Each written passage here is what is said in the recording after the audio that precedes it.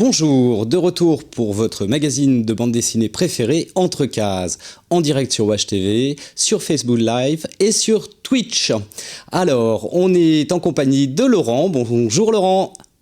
Salut Christophe. Alors aujourd'hui, on va s'intéresser un petit peu aux dessins de presse et aux dessinateurs, plus particulièrement aux dessinateurs de presse. En cette période électorale, c'est vrai qu'ils ont matière. Alors, nous allons retrouver quelqu'un qu'on adore dans Entre Cases, c'est François Bouc pour Portrait de la France. Ensuite, on passera un petit moment avec le dessinateur Berthe pour Profond. Et on retrouvera un autre dessinateur qui s'appelle Lionel Brook. Alors lui est dessinateur de rue. Alors, je vous propose qu'on marque une petite pause et puis on se retrouve tout de suite avec François Bouc.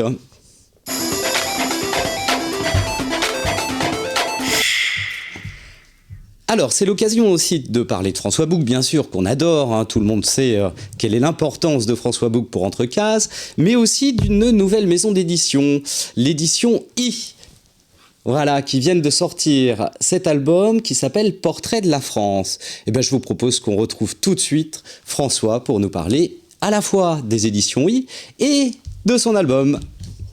François Bouc, bonjour. Voilà, on dit bonjour tout le temps. C'est vrai, il faut toujours dire bonjour. Ouais. Bonjour. Alors c'est un plaisir de vous retrouver dans Entre Cases, puisque vous avez inauguré la première il y a déjà 1 an et demi. Oui, c'est ça, et je suis même parrain. Et donc je suis content de mon filleul. Apparemment il pousse bien. Oui, ça grandit, ça grandit. Alors on vous retrouve pour un album qui vient de sortir, justement une nouvelle maison d'édition encore, l'édition I. Vous pouvez nous en parler un petit peu ? Ah oui. La maison d'édition est dirigée par Jean Anesté. Jean Anesté, c'est quelqu'un qui était éditeur dans les années 90, qui a édité pas mal d'albums, d'images. C'est quelqu'un qui adore le dessin et qui a publié pas mal d'albums d'images de Moebius notamment, et qui un jour s'est retrouvé chez moi et en me disant mais qu'est-ce que tu fais avec tous ces dessins là qui traînent partout? Et donc il a été chercher dans l'amas de dessins que je peux avoir. Enfin, c'est pas par terre comme ça, c'est rangé quand même. Mais et donc il a été chercher tous les dessins et commencé à les classer en fonction de bouquins qu'il pourrait faire avec celui-là. Et il a créé des thématiques. Et ce premier album, c'est le premier album des thématiques qu'il avait choisies et puis qui tombe en fait assez bien avec les circonstances politiques dans lesquelles on se trouve. Et donc il s'est dit on va sortir un album comme ça peut être rigolo pour ce moment. Alors justement le titre étant Portrait de la France, la première de couverture, on peut en parler un petit peu, je vais la remontrer à l'écran, c'est une lepénite aiguë. Voilà, c'était un dessin que j'avais fait, c'était pour un journal qui à ce moment-là avait comme article la montée du Front National, ce qui est toujours en train de se passer. Et qui voulait donc voir illustrer cette montée du Front National. J'avais fait une Marianne défigurée par une monstruosité tuberculeuse qui symbolisait le Front National. Alors est-ce que c'est important justement pour un artiste de s'intéresser un petit peu au débat public comme ça et d'intervenir, d'avoir une vision ? On n'est pas obligé d'être intéressé par ça, mais il se trouve qu'on est quand même très sollicité. Il suffit d'ouvrir la télévision pour être sollicité par tout ce qui se passe. Que ce soit d'ailleurs des problèmes politiques ou sociaux ou internationaux de tous ordres, écologiques. Donc tout ça, ça mobilise quand même l'attention. Et la manière qu'a un dessinateur de pouvoir réagir, c'est de dessiner. Donc au bout d'un moment, comme on en a marre, et puis qu'il y a des supports aussi qui le permettent, que ce soit des blogs, que ce soit Facebook, des choses comme ça, on peut se permettre de faire un dessin et puis de le mettre et de le donner à voir aux gens. Et donc je me suis dit, tiens, après tout, puisque j'ai des manières de réagir un peu humoristiques, autant détendre l'atmosphère et pas de rendre encore plus pathologique avec des dessins pathologiques, mais au moins de trouver des voies pour tourner en dérision ou sous forme d'un humour un peu caustique ce qu'on voit. Je me suis dit, je vais faire un dessin. Ce qui fait que je passe le matin, je sais pas, une demi-heure à regarder les informations. Et en regardant les informations à la télé, je me dis, ah ouais, non, ça c'est pas possible. Ah ouais. Et il y a une idée qui m'arrive, je la fais tout de suite. Je la mets en couleur un peu plus tard, mais je la fais tout de suite, presque encore avec les images sous les yeux. Et je mets soit sur le blog du Monde, soit sur Facebook. Donc je m'amuse comme ça. Et je trouve que c'est intéressant parce que ça permet d'avoir une utilisation de ces réseaux sociaux qui soit peut-être moins puéril que de mettre des chats là, ou bien une fête familiale ou amicale. Donc je trouve que ça peut être utile à ça. C'est un vrai travail de dessinateur de presse en fin de compte. Oui, mais c'est quelque chose que j'aime bien. J'ai commencé comme ça. J'ai commencé en faisant de la caricature pour des journaux politiques. Et d'une certaine manière, c'était une contrainte. Mais au fond, j'ai un peu domestiqué mon esprit pour le faire. Et j'avais fait ça comme ça d'une manière plus ou moins ponctuelle, ici ou là, au fur et à mesure des demandes. Et c'était pas du tout un problème de m'y remettre. En fait, ça agit un peu comme sous forme de question-réponse. C'est-à-dire que l'information que je reçois me pose une question. Je me dis, mais comment moi je répondrais en dessin à cette information? Et exactement comme quand vous me posez une question, je réponds tout de suite, ou en tout cas j'essaye de répondre le plus vite possible. Eh bien, c'est la même chose. J'essaye de répondre le plus vite possible, comme s'il y avait quelqu'un, un interlocuteur en face de moi. Voilà. Vous avez multiples séries en cours. Oui, c'est ça. C'est ça. Il y a déjà plusieurs séries qu'il faut alimenter parce qu'elles le demandent elles. Et en même temps aussi, bien sûr, il y a des lecteurs qui demandent à avoir la suite. Donc il y a déjà ça. Il y a la multiplicité des séries, bien sûr.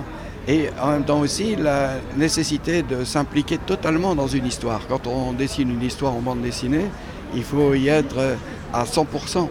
Et donc, je me lève le matin, je pense à mon scénario, je le tourne dans tous les sens dans ma tête. Je me dis, ah oui, il y a ça, j'aurais pu faire ça. Hein. Donc, je suis... par exemple, actuellement, je suis en train de réaliser un Bouncer. Tous les jours, je suis dedans. Tous les jours, j'essaye de voir quel caractère peut faire réagir le héros, comment il va être physiquement, comment il va agir. Et donc, tous ces trucs-là, ça demande une grande mobilisation de l'esprit pour faire en sorte que ça soit quelque chose de cohérent et en même temps aussi de prenant pour le lecteur. Oui. Donc là, vous avez un Bouncer en cours, un Juanitor qui va sortir. Oui, un Janitor qui va sortir ici fin septembre prochain. Plus un Super Dupont qui est en cours aussi de réflexion. Et aussi, j'ai un Super Dupont. On en avait discuté avec Marcel Gottlieb à l'époque. On avait travaillé déjà sur la suite du scénario. Bien sûr, comme Marcel est mort entre-temps, il a fallu quand même le finaliser sans lui, malheureusement, à moins que son esprit nous habite. Et donc, il est toujours présent de toute façon, il restera toujours présent. Ah oui, bien sûr, il a fait suffisamment de conneries comme ça pour qu'il reste des traces ici. Et puis j'ai un Jérôme Mouchereau, un album de 80 pages aussi qui devrait sortir après. Alors pour revenir justement à Portrait de l'Art France, on retrouve votre assureur fétiche. Ouais, c'est un personnage qui m'est sympathique. Et puis la politique est une vraie jungle. Aussi, qu'on est dans une jungle darwinienne en fait. Et donc on ne sait plus très bien où s'arrête l'évolution. Mais elle est à la fois évolution, mais en même temps aussi dévolution. Elle peut aussi s'involuer elle-même. Et donc ça me plaisait bien aussi de jouer sur ce thème de l'évo et l'involution darwinienne. Parce que bien sûr, c'est une espèce de référence absolue, Darwin. Mais on le voit toujours que dans un sens, comme si on allait toujours vers quelque chose de plus évolutif. En fait, c'est pas forcément de plus évolutif. Et ce personnage, il incarne bien la relation avec un monde darwinien. Il peut à la fois être avec les hommes préhistoriques, comme avec les robots d'aujourd'hui, comme avec ceux de demain. Et donc, il peut se balader où il veut. C'est un personnage extrêmement passe-partout. Et qui est en même temps aussi très sympathique à dessiner. Ce qui est Ce qui est important aussi pour nous, en tout cas, c'est comme ça aussi en partie que je le conçois, c'est qu'on puisse déconner un peu avec tout ça, que cette actualité nous fasse rire, parce qu'au fond, elle est tellement fugitive que si on n'en rit pas, on n'en garde plus de traces, elle disparaît. Et en fait, le seul moyen peut-être de garder une trace, c'est d'en tirer des éléments humoristiques et dont on puisse en rigoler. Oui, puisque vous abordez un peu tous les thèmes, là, des binationaux, au mariage pour tous, au sport aussi. Oui, tout ce qui me tombe sous les yeux, ça me plaît de... Bien sûr, c'est les plus excessifs qui sont les plus intéressants, bien sûr. Quand il y a une défaite du rugby français, alors là, c'est une catastrophe nationale. C'est jouissif de faire un gag là-dessus. Quand c'est, je sais pas... un homme politique qui se casse la gueule, comme on a vu se casser la gueule Fillon là, ces derniers temps, et comment il essaye de remonter tant bien que mal en essayant d'éluder tous les problèmes qui sont ces problèmes qui le mettent en cause. Sacrée sauce d'inspiration, là, il y a une grande comédie. C'est trop rigolo, quoi. Cette comédie humaine, elle est passionnante à voir. Ouais. Eh bien, merci beaucoup. Donc, je rappelle Portrait de la France de François Bouc aux éditions I. Voilà. C'est facile à dire. Hein. Oh oui, hein. Ben, le I étant en plus la 9e lettre de l'alphabet, donc ça tombait bien.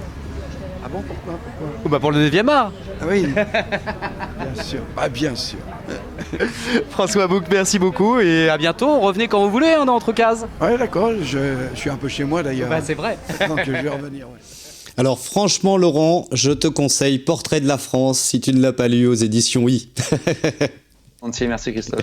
Alors les éditions I ont sorti aussi un petit coffret de cartes postales qui est très très marrant. C'est l'alphabet de la banlieue, toujours par François Bouc.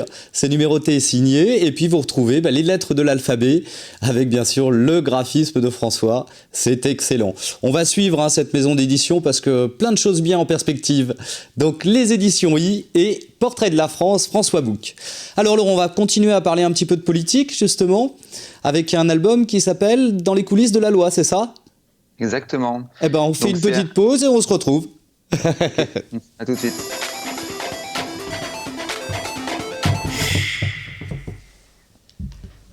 Alors, Dans les coulisses de la loi. Oui, donc c'est un bouquin qui est forcément beaucoup moins marrant que celui de François Bouc. Mais par contre, il est très intéressant. C'est un bouquin qui est sorti aux éditions de La Martinière en septembre dernier, en septembre 2016, écrit par Noël Ehrenschmidt, aidé par Sébastien Miller. Ça raconte en fait tout le processus de la loi, donc depuis l'initiative de la loi jusqu'à sa parution au journal officiel. Au journal officiel. Donc Noël Ehrenschmidt, c'est une reporter aquarelliste, plutôt spécialiste de l'univers des procès, l'univers juridique. Elle a commencé en 87 au journal La Croix, en couvrant notamment le procès de Barbie et de Touvier. Puis elle a continué au Monde en couvrant cette fois le procès Clearstream et l'affaire du sang contaminé. Et entre 2010 et 2016, elle a arpenté toutes les allées, tous les couloirs de toutes les institutions françaises, donc là où se fait la loi, c'est-à-dire Conseil constitutionnel, les assemblées, le bureau du Premier ministre, évidemment, l'Élysée. Et elle a réalisé des aquarelles qui sont magnifiques. Ah oui, elles sont très très belles. Qui sont dans ce livre. Elle a aussi réalisé des interviews. Alors, non seulement des personnes, donc les acteurs de la loi, on pense notamment aux hommes politiques, également aux fonctionnaires, mais aussi aux petites mains. Ça va de l'agent de sécurité jusqu'au secrétaire. Donc c'est un bouquin très intéressant qui est très bien documenté. Il y a des passages de la loi évidemment. Et c'est vraiment très très intéressant. Et d'ailleurs, je vais juste te citer une toute petite phrase qu'elle a indiquée sur la 4e couverture, qui indique « Fort de son humanité, le livre aura atteint son but s'il conduit les lecteurs à porter un regard différent sur ce monde mal connu, souvent mal aimé, le monde politique. » Et bien, honnêtement, le livre, il réussit parfaitement. Je ne dis pas que je suis complètement réconcilié avec le monde politique, mais en tout cas, ça apporte un éclairage nouveau sur quelque chose qui est souvent méconnu et qui est souvent décrié, c'est la loi. Bien sûr. Bon, intéressant. On se retrouve tout à l'heure pour un autre livre, politique aussi. D'accord. Alors, on marque une petite pause et puis on va retrouver un autre dessinateur de presse, bien connu des lecteurs de Ciné Mensuel.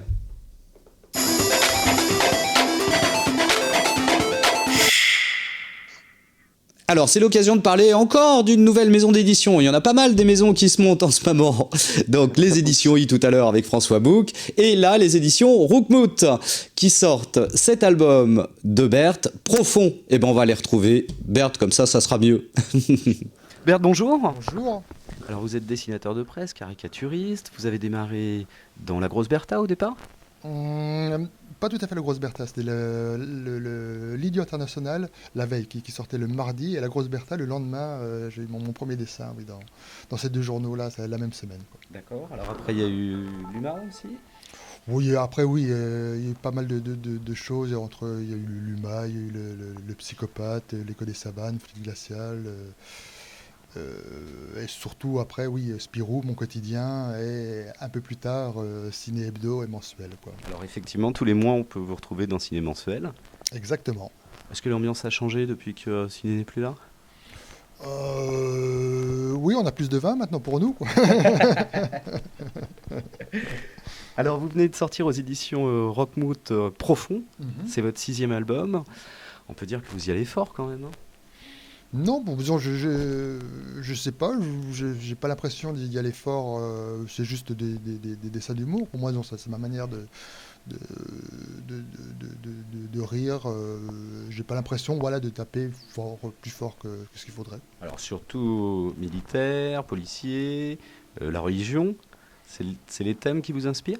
Ben, je sais pas, je vois ce qui se passe un peu autour de moi, donc et c'est ma manière de traduire un peu voilà, ce que je vois à la télé, ce que je lis dans les journaux, ce qui m'inspire forcément un peu. Alors pour un dessinateur de presse des périodes électorales comme ça, est-ce que c'est vraiment plus source d'inspiration ou alors il y a de l'actualité tout le temps? Il y a de l'actualité tout le temps, mais c'est vrai que moi je ne suis pas forcément un dessinateur politique, politicienne. Et je pensais d'ailleurs que j'allais me faire chier cette année avec ces élections.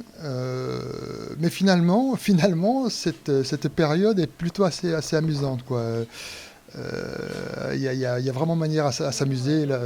Cette fois-ci, là, on est en plein dans le politique spectacle. C'est du show. Du show tous les jours, il y a des nouveaux. Les politiques sont même plus qu'une source d'inspiration, quoi. Ils nous prennent à moitié le travail, quoi. C'est assez amusant, quoi, en fait. Alors c'est important de pouvoir dénoncer comme ça toutes ces choses-là à travers l'humour et le dessin? Je dénonce rien du tout. Moi, je ne fais qu'essayer d'être une petite bulle d'oxygène voilà, dans ce marasme, d'essayer de prendre les événements et de les traiter à ma manière. Dénoncer, ça n'a jamais... Je ne me sens pas l'âme d'un dénonciateur. Quoi. Les seules personnes que j'ai dénoncées, c'était pendant la guerre. Mais depuis, je me tiens à carreau parce que ça a mal fini. Quoi. Le dessin de presse... C'est un peu compliqué peut-être en ce moment par rapport à tous les événements qu'il y a pu avoir, de continuer à faire du dessin de presse. Est-ce que ça crée une retenue dans ce qu'on a envie de raconter ou est-ce qu'on y pense en tant que dessinateur de presse? Une retenue, je pense pas. En fait, être dessinateur de presse n'a jamais été en soi dangereux, hormis effectivement pour les gens de Charlie Hebdo et surtout pour Charb à l'époque qui lui menait un véritable combat pour le droit au blasphème, etc. Mais effectivement, pendant la semaine qui a suivi les attentats de Charlie, moi, je pense beaucoup, on était un peu sous le choc et depuis, on a pu recommencer à travailler normalement. Alors, c'est vrai que la seule chose qui change, néanmoins, c'est toujours cette histoire de la représentation du prophète. Autant on peut dessiner sur l'État islamique, sur Daesh, sans aucun problème. Vous vous en privez pas d'ailleurs? Je ne m'en prive pas. Autant j'ai l'impression qu'il y a une retenue de ma part, ou alors peut-être parce que c'est pas forcément l'actualité, mais je ne me suis pas amusé à dessiner le prophète et je pense pas qu'on soit beaucoup à s'amuser à ça, quoi. Voilà. Merci beaucoup. et puis à une prochaine fois dans l'émission. C'est déjà fini? Bon, merci à vous. Au revoir. Bon, on le réinvitera, Berthe, hein, parce que visiblement c'était trop court, donc c'est ce que je lui ai dit la prochaine fois, il faudra venir en plateau. Donc je vous rappelle, hein, c'est Profond aux éditions Roukmout. Alors vous pouvez suivre aussi cette maison d'édition, parce qu'ils sortent plein de choses. Là, il y a un deuxième album dont je vous parlerai tout à l'heure, et ils ont même sorti des petites cartes postales, alors qui reprend bien sûr les dessins qu'on peut trouver dans l'album. Et puis vous pouvez continuer bien sûr, pour retrouver Berthe, à lire Ciné Mensuel tous les mois. Alors Laurent, on continue à parler un petit peu de livres sur la loi encore. Absolument. Dans la continuité des coulisses de la loi, on va finalement avoir un cas pratique, c'est Faire la loi. Donc, Faire la loi, qu'est-ce que c'est? C'est un bouquin qui est sorti chez Glénat au mois de mars et qui raconte tout le processus, cette fois, de la loi Macron. La loi Macron, je vous rappelle, qui est sorti en 2015 et qui est cet album-là. Donc là, donc on voit la différence entre la nouvelle couverture et l'ancienne. Donc là, voilà, c'est pour ça que je la montrais. Ouais, tu as raison. Donc là, on voit Macron écrit en gros. Donc on voit que les éditions Glénat ont quand même profité un petit peu de l'actualité. Et donc en fait, les trois auteurs sont tous issus de la presse. Donc déjà Aurel, le dessinateur. Il est dessinateur de presse, il a travaillé pour Marianne, il travaille pour Le Monde, également pour le Canard enchaîné depuis 2015. Oui. Et ces deux acolytes, qui sont Hélène Becmézian et Patrick Roger, sont tous les deux journalistes spécialisés en politique au Monde, au journal Le Monde. Mmh. Et là, en fait, il raconte tout le processus de la loi Macron. Donc, depuis que Macron a remplacé Arnaud Montebourg au ministère de l'économie et des finances, jusqu'à la promulgation de la loi et à ses décrets d'application. Alors, c'est beaucoup plus drôle, évidemment, que dans les coulisses de la loi. Donc, on n'est quand même pas dans la caricature, mais c'est quand même très, très imagé. En fait, ils ont eu l'idée de représenter tout le processus par un jeu de plateau, une sorte de jeu de loi, où la première case, évidemment, c'est l'idée de la loi, et la dernière, c'est le fait qu'elle soit enfin promulguée, qu'elle apparaisse en fait en tant que journal officiel. On voit à l'écran le jeu. Voilà, très bien. Et donc c'est drôle, c'est très instructif.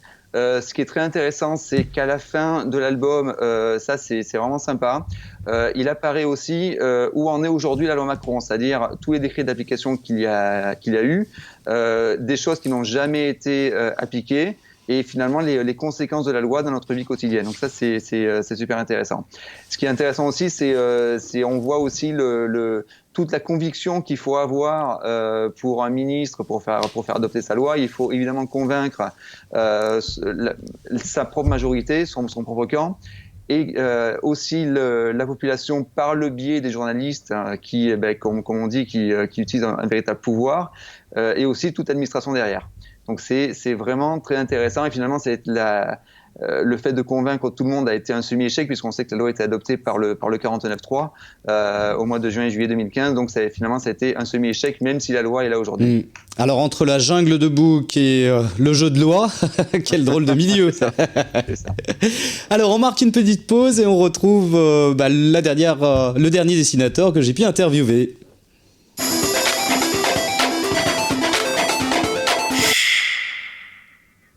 Alors, on a parlé de 2 nouvelles maisons d'édition, mais il y a aussi des dessinateurs qui s'auto-éditent. Et Lionel Brook est un de ceux-là. Ça fait 20 ans qu'il édite des albums de son propre chef, par ses propres moyens. Alors, j'ai eu l'occasion de rencontrer Lionel Brook à Angoulême. Il était dans les rues d'Angoulême. Et puis, je l'ai recroisé samedi dernier à La République pour le meeting de Mélenchon. Eh bien, on retrouve Lionel Brook. Lionel Brook, bonjour. Bonjour. À Angoulême, dans la rue. Oui, voilà. Alors finalement, il y a un tel passage, une telle foule permanente dans la rue que j'avais eu cette idée-là il y a 2 ans, puisque j'avais pas obtenu de stand, alors que depuis une vingtaine d'années, j'arrive quand même à avoir un stand dans l'espace alternatif vers l'hôtel de ville. Là. Et en fait, je me suis dit, après les attentats il y a 2 ans, je me suis dit, merde, j'ai pas de stand, c'est pas possible, c'est l'année où il faut vraiment être là, présent, et parler aux gens, et se retrouver entre gens qui aimons la liberté d'expression, etc. Et donc, je suis venu dans la rue, alors évidemment, avec l'espoir qu'il pleuve pas, et qu'il fasse pas -5, et finalement, il y a 2 ans, ça avait très bien marché. Du coup, l'année dernière, j'ai obtenu un stand, mais cette année, j'ai pas obtenu de stand, donc je suis revenu. Voilà, et ça marche très bien. Alors, vous êtes dessinateur de presse et vous vous auto-éditez. Voilà, alors donc, dessinateur de presse, avec une période un peu difficile. Évidemment, c'est pas un scoop de dire que la presse ne se porte pas très bien. Et en général, les dessinateurs, excepté évidemment toujours les stars et puis ceux qui ont quand même gardé leur boulot, en fait, si on n'a pas réussi à être l'un ou l'autre, on se retrouve à être ballotté. Il n'y a plus tellement de boulot dans la presse. Donc moi, parallèlement, j'ai toujours fait des bouquins en auto-édition, ce qui peut-être me sauve finalement, parce que c'est ça qui me donne toujours l'envie de continuer, à ne pas attendre du boulot hypothétique à droite à gauche. Mais disons, j'ai toujours essayé de présenter une production personnelle, pas forcément des dessins faits sur commande, mais des dessins que j'ai envie de faire, que j'ai toujours mis dans des bouquins que je vends depuis plus de 20 ans maintenant, par plusieurs façons, soit dans les salons, dans les festivals BD, soit dans la rue, parce que j'ai un peu suivi la très bonne idée il y a 30 ans de Batelier qui exposait à Paris, vers les facs ou à Saint-Germain-des-Prés ou à la fête de l'UMA, etc. Donc moi j'ai suivi un peu cet exemple-là, puis je le fais régulièrement, aussi bien à la fête de l'UMA que dans certaines circonstances comme ça, et notamment maintenant ici à Angoulême. Et je vais essayer tous les 2 ans de revenir là, quoi. Voilà. Mais écoutez, je vous souhaite que la météo soit agréable aujourd'hui. Bien sûr, et puis que ça se passe bien. Quoi. Voilà.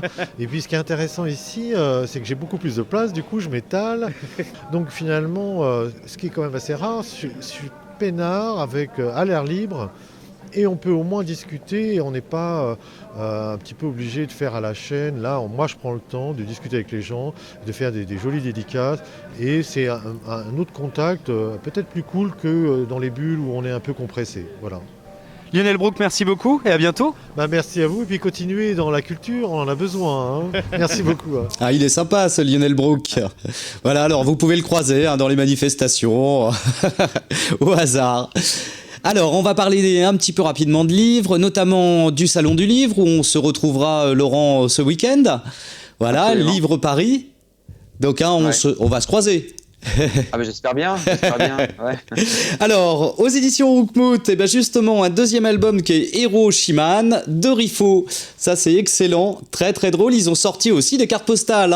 Donc, allez voir sur le site des éditions Roukmout. Chez Glénat, Frites Coca, qui nous parle de l'univers des fast-food. Et justement, c'est assez marrant. C'est tiré d'un blog, ça. Chez Glénat encore, Espace Vital. Alors ça, c'est surprenant. C'est Frédéric Lebollet et Fabrice Médour. Récit assez énigmatique quand même. Je ne sais pas si tu as lu, Laurent ? Ouais, j'ai lu. Et le deuxième tome, d'ailleurs, est en cours. Ouais. Alors, ça, c'est une interprétation des Mille et une nuits. Les 100 nuits. Voilà.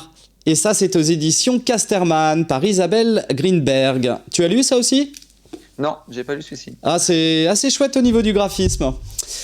Katanga de Nourri et Vallée. Voilà, une histoire de mercenaires. Je ne sais pas si tu as lu chez Dargaud. Ça, c'est très bien. Ouais. C'est très bien ça, ouais. Les mêmes auteurs qui étaient une fois en France. Ouais, oui.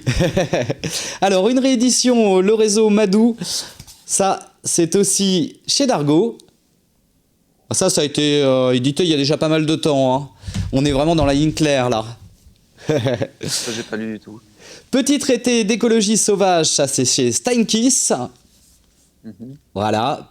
Ça, c'est à découvrir en ce moment. C'est très bon. Et puis 2 pour l'enfer, rapidement. Amabila chez Dynamite. Ça, c'est assez excellent. C'est un premier volume, une rencontre. Voilà, c'est assez étonnant. Et puis 2 petits brochets, Astaroth et Bernadette. Alors ça, je vous l'ouvre pas. C'est vraiment pour l'enfer, c'est là. Et puis Pénut et Buter. Ça, c'est aussi chez Dynamite. Et c'est le volume 3. Et bien voilà, l'émission touche à sa fin. J'espère que vous avez passé un bon moment avec nous. Vous pouvez continuer à commenter sur Facebook, nous revoir sur Facebook Live, nous revoir sur Watch TV, sur BD Geste et bien sûr en podcast ou sur toutes les chaînes ADSL, toutes les box ADSL. La semaine prochaine, vous retrouvez Nicolas Emmanuel. Laurent, merci beaucoup. Et puis on se retrouve le mois prochain. À tous, Christophe. À bientôt. Allez, au revoir.